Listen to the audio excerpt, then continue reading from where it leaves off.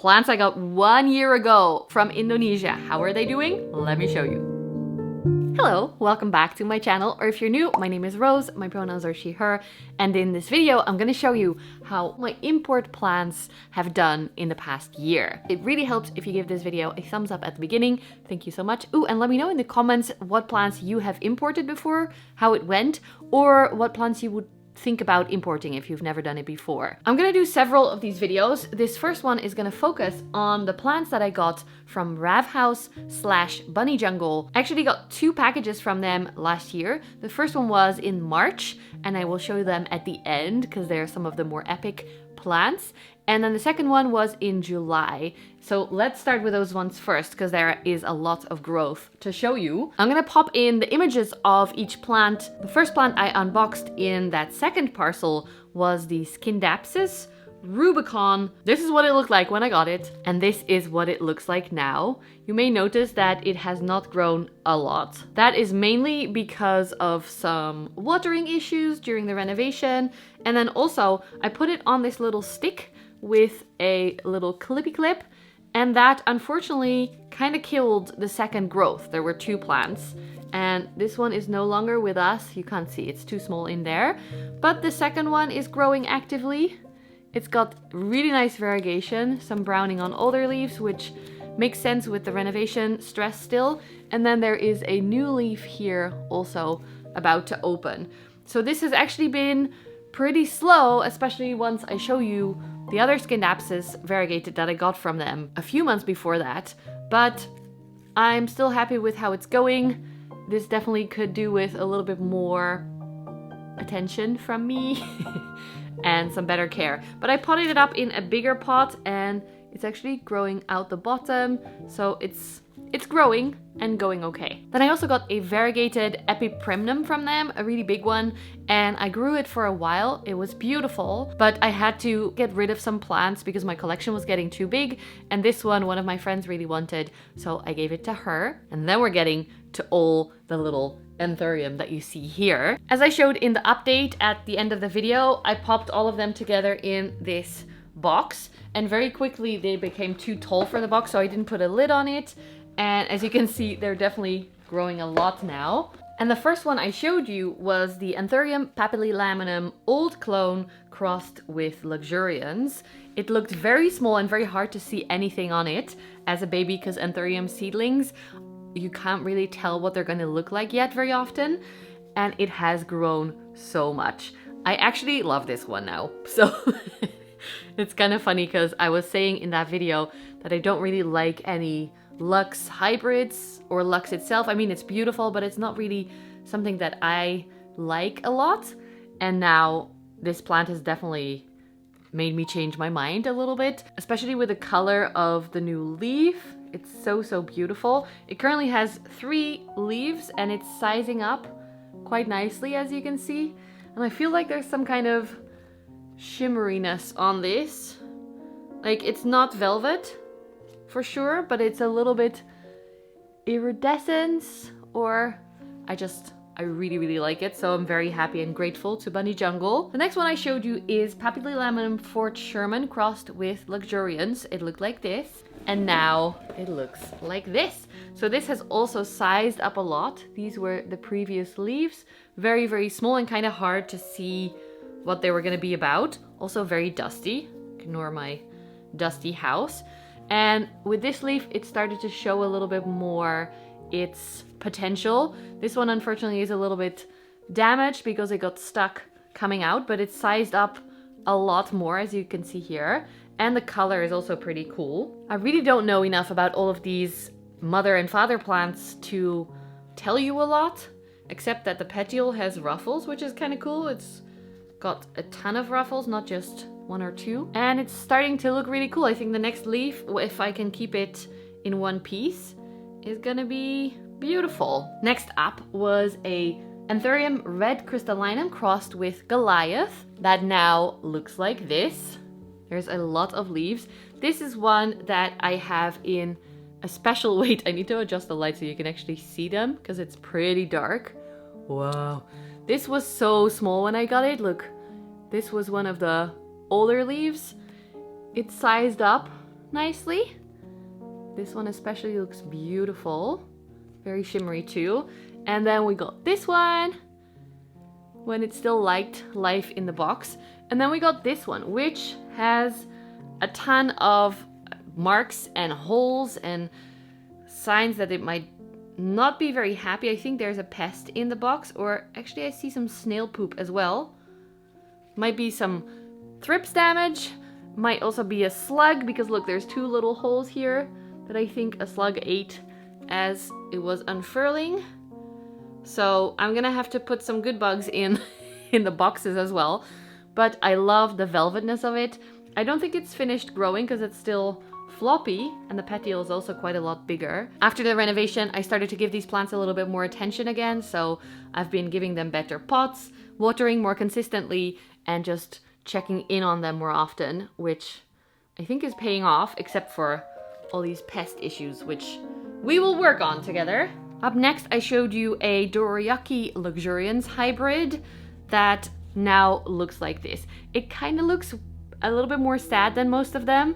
There's some markings on the old leaves, possibly from too much light, because this is right underneath one of my skylights. But then the new leaf does look very beautiful. A little bit bleached, I would say, as well, because that's what happens with the amount of light that I give my plants. If you like very dark antherium, then definitely give them less light than I do.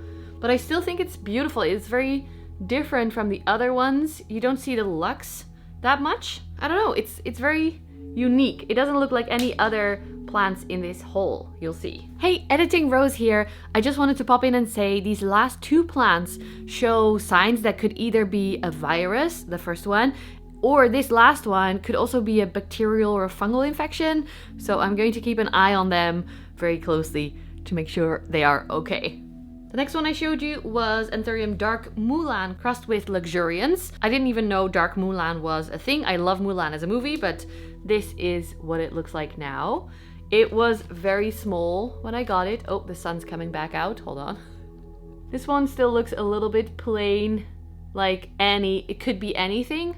And then this one is the newest leaf. There again is some damage on here because that happens, but it's getting more bubbly, more Luxurians-like. The next one is Paplinum Corduroy subsignatum, and this was one of the smaller leaves as I got it.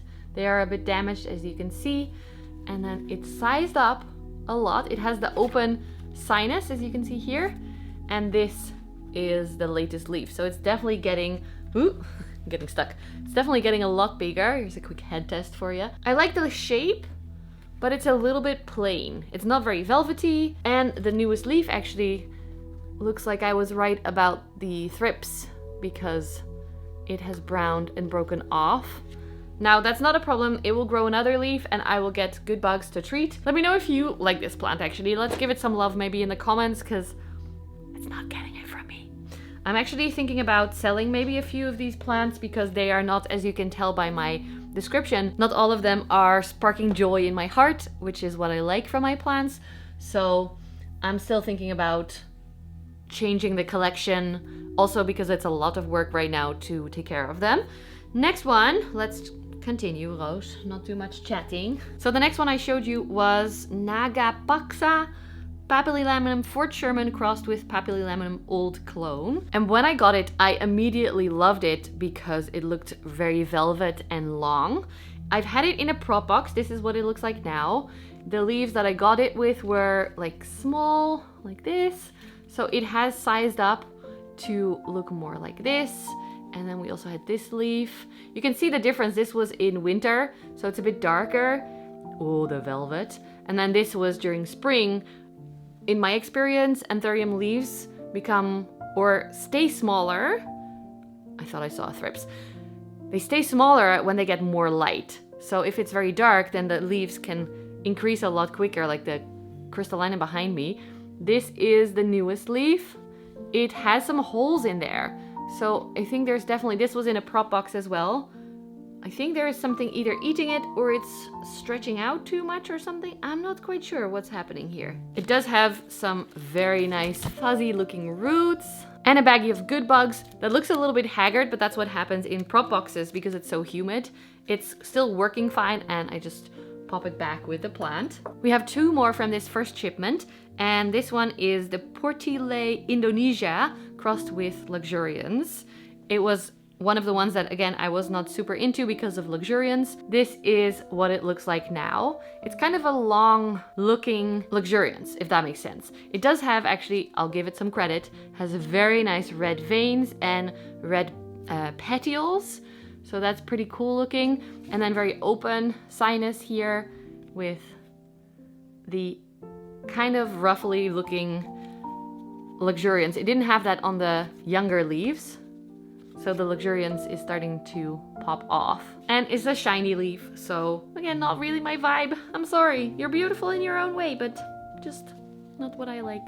And apparently unintentionally I kept the best one for last. The next one I unboxed was the Papyrus Legend Sepos crossed with Old Clone. And I already knew when I unboxed it that it was beautiful in velvet, so I was excited to see, and I was absolutely right. Look at this stunning plant. This one lives in my living room just up there next to the fireplace because it is so stunning. I love the shape. It's very poppy shaped, which I think makes sense because it's 2 poppies crossed with each other. And the newest leaf here is a little bit smaller. I think again with the spring thing that I mentioned, more light. But now, actually, I think that's partly why I moved it into the living room here to get it more dark, because here you can see it's kind of light. The new leaf is much more dark because it's getting less light. And then also I was hoping the leaf size would increase quickly. I love this one. I've put a lot of moss around the stem to keep it happy, and of course baggies of good bugs in there as well, just to make sure that it's okay. This is the last leaf that was left from how I got it, and now it is such a cute full plant. I love this one. Anytime I see it, it makes me very, very happy. So that's amazing. This is my vibe. This. Isn't that amazing? Look, it's small, but it's stunning and velvet. And yes. So I don't want to be a bad plant parent, but I definitely have favorites. And then from the first box that they sent me, those were definitely the 2 wishlist plants that I was so excited for. One I didn't expect was a variegated skin Dapsis Jade Satin. I had never seen them in person before when I received it, but I had heard from a friend that I should put it on a moss pole, which I did, and since then it has grown so much. It's wobbly. It's so beautiful. There is definitely some browning, but remember, renovation ruined a lot of things, so there's actually quite a few bare bits in the stem here where there's no leaves at all growing. So I'm just very happy. This is a new leaf, which is fully variegated, but it's okay. I can chop it back if I need to.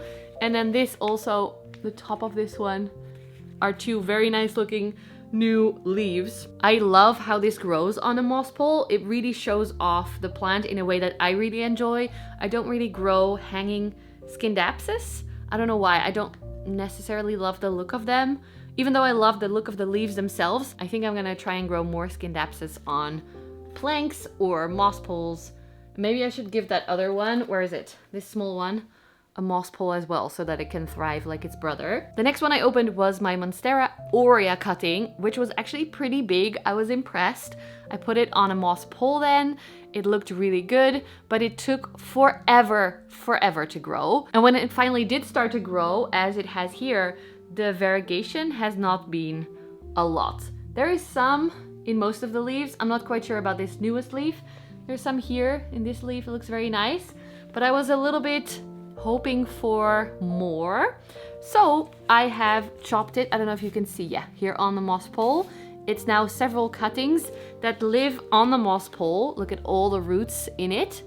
So I think that's gonna be okay. I noticed that this cutting is growing a little point already, and this bottom one, actually, the main plant is usually the fastest to grow, but I didn't notice that the growth point was growing into the moss pole. So I freed that now, and I hope it's gonna recover because it was a little bit sad. But I'm making a whole separate video about this propagation and how it's going. I'm waiting to upload that until I have some actual mini plants and little leaves to show you, so that we can see if, hairs everywhere, if there is more variegation on it now. So that's coming up hopefully towards the end of the growing season. I'm not quite sure.